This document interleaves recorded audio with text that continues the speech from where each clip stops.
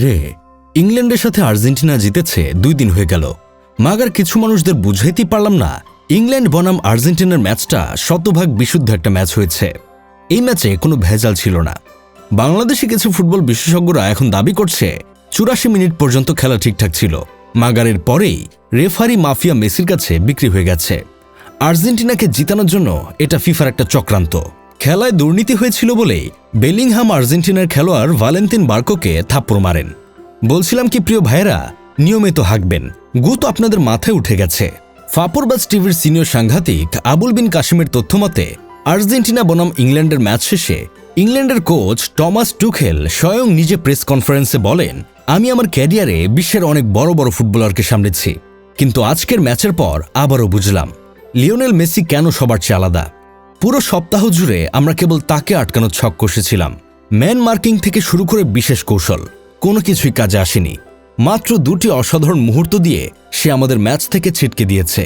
মেসিকে আপনি 85 মিনিট পর্যন্ত হয়তো বোতলবন্দি করে রাখতে পারবেন, কিন্তু আপনার সব পরিকল্পনা ধূলিসাৎ করে দিতে তার মাত্র 5 সেকেন্ড সময় যথেষ্ট। ডাগ আউটে দাঁড়িয়ে আমি চিৎকার করছিলাম, কারণ আমি জানতাম মেসি বল পাওয়া মানেই আমাদের বিপদ। আমার খেলোয়াড়রাও সেটা বোঝে। লোকে গতি আর শক্তির কথা বলে, কিন্তু মেসির ওসবের কোনো প্রয়োজনই নেই।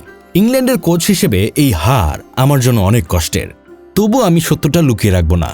আমরা এমন একজনের কাছে হেরেছি যিনি 39 বছর বয়সে এসেও ফুটবল খেলাটাকে এক অন্য উচ্চতায় নিয়ে গেছেন। বিশ্বকাপ সেমিফাইনালের মতো মঞ্চে 2টি অ্যাসিস্ট করে দলকে ফাইনালে তোলা মোটেও সাধারণ কোনো ব্যাপার নয়। আমরা চোখের সামনে ইতিহাস তৈরি হতে দেখছি। কোচ হিসেবে এটা স্বীকার করা কিছুটা অস্বস্তিকর হলেও সত্যিটা হলো, আমরা শুধু আর্জেন্টিনার কাছে হারিনি, আমরা হেরেছি লিওনেল মেসির কাছে।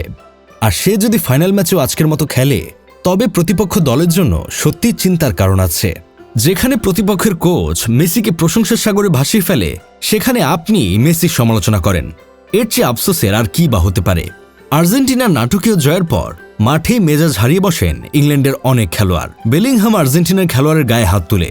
বেলিংহাম রিয়াল মাদ্রিদে খেলে বলেই হয়তো মেসিকে ভালো করে চিনতে পারেনি, অথচ তার বড় ভাইয়েরা জানে মাফিয়া মেসি কি জিনিস। মার্সেলো একবার বলেছিলেন, ম্যাচে মেসি সাধারণত খুব শান্ত থাকতেন, তাই রিয়াল মাদ্রিদের খেলোয়াড়রা চেষ্টা করতেন তাকে অযথা বিরক্ত না করতে, কারণ রেগে গেলে তাকে থামানো আরও কঠিন হয়ে যেত। ক্যাসিমিরো একই কথা বলেছেন। তিনি জানতেন পুরো ম্যাচে বার্সেলোনা খারাপ খেললেও মেসির একটি মুহূর্তই ম্যাচের ফল বদলে দিতে পারে, তাই ফাউল করলেও সাথে সাথে ক্ষমা চেয়ে নিতেন।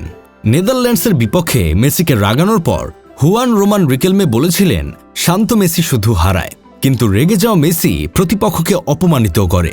বিশ্বকাপের সেমিফাইনালে জুড বেলিংহাম সেই সতর্কবার্তা যেন ভুলে গিয়েছিলেন। গোলশূন্য অবস্থায় তিনি মেসির সঙ্গে তর্কে জড়ান। মেসি কিছু না বলে শুধু মাথা নেড়ে চলে যান। এরপর শুরু হয় তার জাদু। 9টি সফল ড্রিবল, 4টি কি পাস, 2টি বড় সুযোগ তৈরি এবং 2টি অ্যাসিস্ট করে আর্জেন্টিনাকে 2-1 গোলে অবিশ্বাস্য জয় এনে দেন। গোল না করেও ম্যাচের নায়ক ছিলেন তিনি। যাই হোক, শেষমেশ আমি গোলাম হোসেন একটা কাজের কথা কই, মেসি কথায় নয় খেলায় জবাব দিতে ভালোবাসেন, তাই তাকে রাগানোর আগে ইতিহাসটা মনে রাখা ভালো। শান্ত মেসি অসাধারণ, আর রেগে যাওয়া মেসি আরও ভয়ঙ্কর।